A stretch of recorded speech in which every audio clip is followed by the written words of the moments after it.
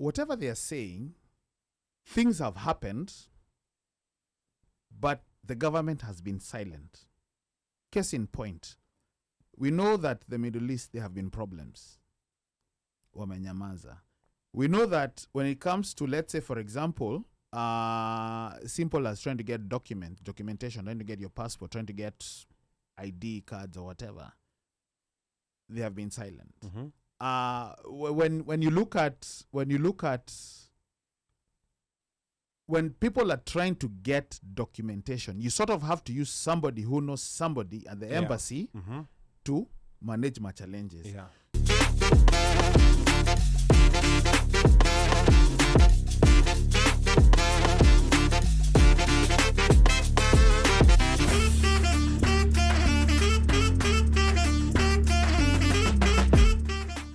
We know that in a radical shift from his predecessors, Kenyan President William Ruto's government has drafted a diaspora policy that actively encourages Kenyans to leave the country and seek employment abroad. But looking back, interest in diaspora affairs by the government picked momentum starting over the past 20 years following an increase in Kenyans leaving the country to seek opportunities abroad. Going back to independence in 1963, there was limited interest in Kenyans abroad by founding governments, as the primary focus centered around nation building and internal development. However, with a local population that was mostly uneducated at the time, there was concern regarding skilled Kenyans leaving the country, but there was no proper framework to engage Kenyans who were outside the country. Now, come to the late 80s through the 2000s, we saw a large influx of Kenyans seeking college education in the US, and this led to the formation of self-help organizations that had limited ties with the Moi government. Following the ousting of the KANU regime and election of President Kibaki in 2002, the new government began to prioritize diaspora engagement as part of its agenda in recognition of its economic potential. Now, this resulted in the launch of the first Kenya Diaspora Policy in 2005, which aimed to promote collaboration between the government and diaspora communities in areas such as investment, trade, and philanthropy. We then promulgated a new constitution in 2010 that enshrined the rights to vote and to hold a dual citizenship for Kenyans who are living abroad. Now, this gave birth to the 2014 Kenya Diaspora Policy under President Uhuru Kenyatta's regime that emphasized improved consular services and on embassies being mobile.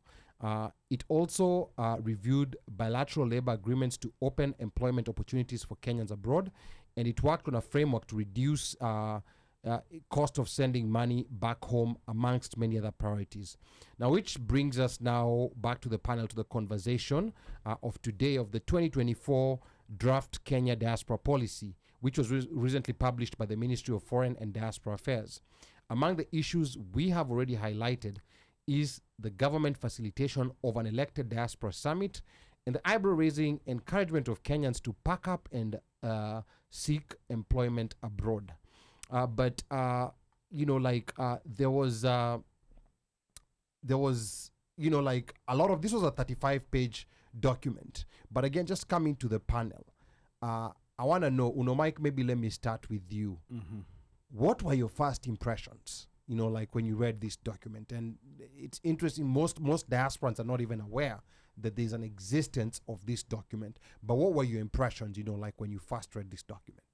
And so, as I was reading, it's sort of, and I think Omosh, what off here at some point was saying was a policy document. But when I was going through it, I'm like, whatever they are saying, things have happened, but the government has been silent.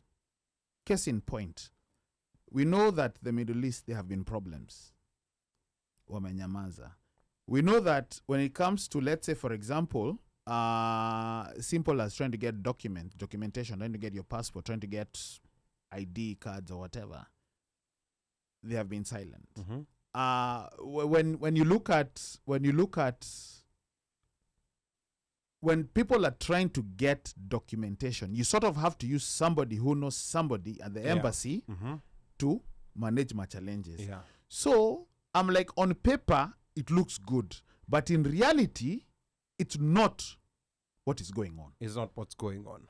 Okay. As Uhuru Kenyatta said, Nyama ni gazeti ni ya kufunga? Ya kufunga nyama. Haya. So to you felt like 35 pages was karatasi ya kufunga nyama. Digital kufunga because surely. Wacha twende, before we go to Omosh, let's go to Mika real quick. Mika, just in a minute or two, give us your first impressions, like of this document. Like maybe what stood out to you, or what was it that you're like, we've seen this before. Mika.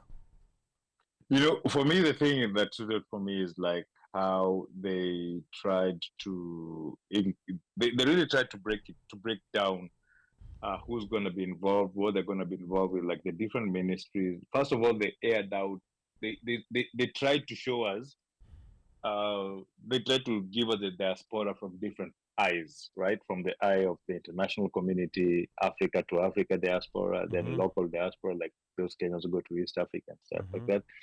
Then they gave us the number of Kenyans they believe to be outside of the country, which is like 4 million. And then they gave us the reason why people go out into the diaspora, they live in the country, and then they tried and then they came back. So I was like, okay, fine, you're showing us that you're trying to get where people are doing. But then when I looked at it, and when they were saying so the importance of the diaspora, and then they said, no, this is the weaknesses that the diaspora has versus the strength that the diaspora has. Everything that they were looking at came back to talk to one thing. It just pointed out to things like remittance, because they were saying that things like, and they clearly say there, like they want to get into agreement with other countries on trying to know exactly the brain drain that's living in the country, the people who are going to work with outside of the country. And for me, I was like, okay, you're fine. You want to share culture, you want to share arts, you want to like basically you're trying to tell people you can take all your skills where you're going. But then the thing that I was looking at was when it came to taking care of the diaspora. Now, them saying what they have to improve of the diaspora, they mentioned things like mental health. They mentioned things like providing consular services.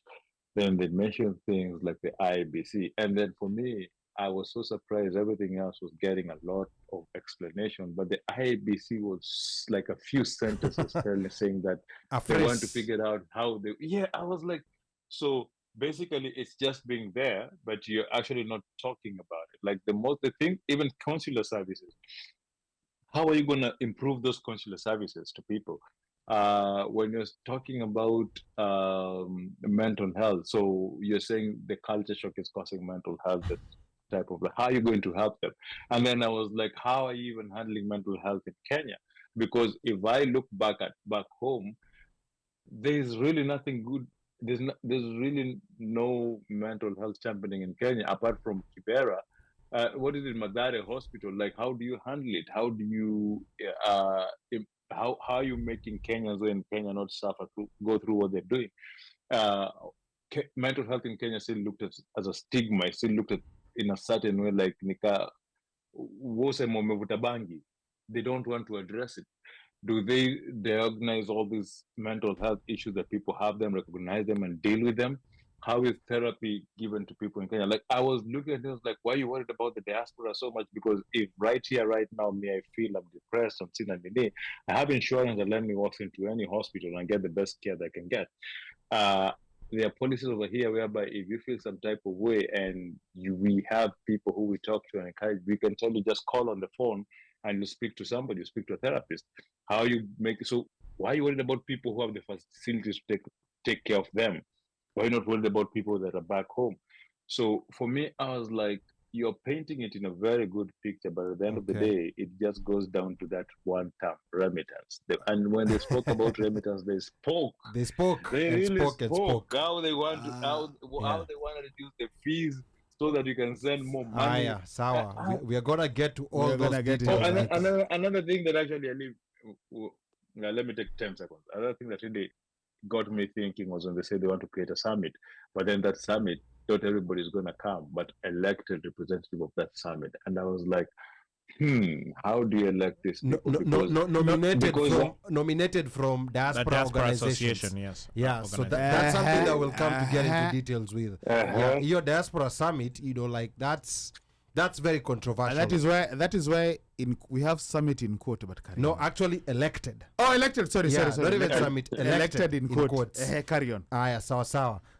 DJ Moshfire. Naona you came with a whole book here. It seems you revised, you summarized. But what were your first impressions, on this document? My first impressions was on paper. Oh, sorry, my bad. my first impressions were I was happy that there was something. However, the meat and potatoes in there, it was missing a lot of things. Was not meat and potatoes. What should have been, let me put it that, what should have been meat and potatoes was a lot of things were missing. And some of the things that are quoted in there, I know Mika has rallied off a whole bunch of them, was things like the Diaspora 2014 policy, which I didn't know existed. Then we came up with this and when I say we, is because they claimed that they had input from people in the diaspora, from the diaspora associations. I don't know which associations those are. I don't think we belong to those associations because we certainly were not involved in any of these points that they've put into this document. Because again, this is what they're saying, that all of this was a collaborative effort between the diaspora ministry or I guess / foreign affairs and diaspora associations giving input. And so that's how they came up with this document for Diaspora Policy 2024. Right. My other thing about it was it's almost like we got this document as a surprise. It was like by the way, that somebody happened to have forwarded the document to us and then we got it. So I don't know where this document is circulating because they're supposed to be input from more input from the diaspora on these points, like either adding in or refuting or taking or whatever, so that they come up with a more comprehensive and then a final document. For me, it's a lot of fluff. I'm glad there's something to start with, but I question how they're going about getting there. Now, this document, we are also just got it by happenstance, and we have our pulse on everything happening. There was a flyer that came with a barcode, I think a couple of days before, of submit your comments here. And then all of a sudden, shortly after, we are seeing this full document. And in this document, they are saying that there was participation by the diaspora.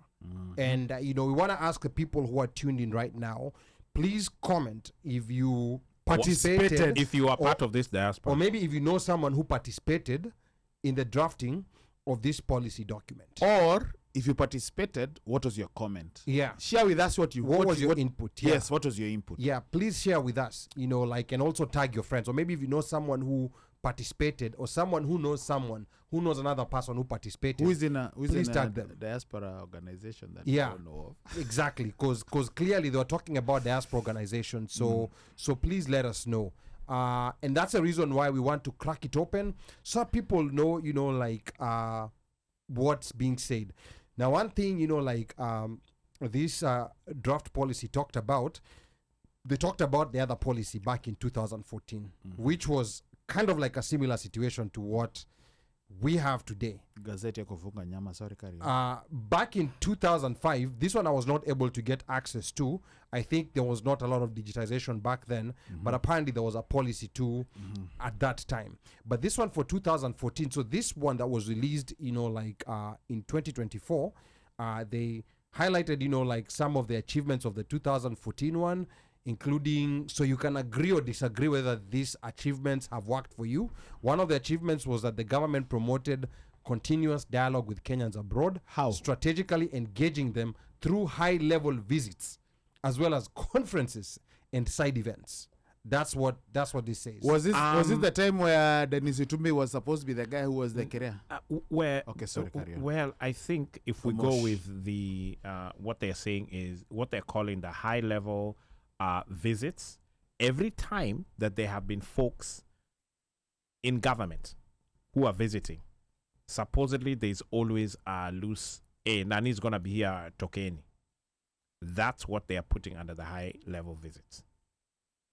So yeah, and you know the most effective diaspora conference that we had was during Kibaki's regime. Yes. You know, and that's the one. You all remember. You know, like we had an interesting guest last week. He got hired during that diaspora conference. That was run by the embassy, the Kenyan. He was embassy. run by the embassy. Yes. Elkanah Odembo was the ambassador Yes. back then. Yes. So that was the most effective one, and that was back. I think it was in 2011. Elkanah should call the So another, you know, like anyone who knows Elkanah, please tag him. Another the best ambassador. Another in our achievement lifetime. Yes. that this policy says that the 2014 policy achieved was the capacity to offer consular services was enhanced through negotiated and reviewed bilateral labor agreements. So I don't even understand that. And here it says, let me read it again. Capacity to offer consular services was enhanced through negotiated and reviewed bilateral labor agreements to unlock employment opportunities for Kenyans in foreign jurisdictions. I don't know whether it's my brain that's not processing well because nilikuwa nimefunga or I think they're mixing apples and oranges. Yes. So and grapes. yeah, I think what they mean is in these other countries where Kenyans are working, where previously there wasn't a lot of Kenyans, they enhanced consular services there to cater for the Kenyans who are working in those countries and get them better conditions. I think maybe that's what they mean.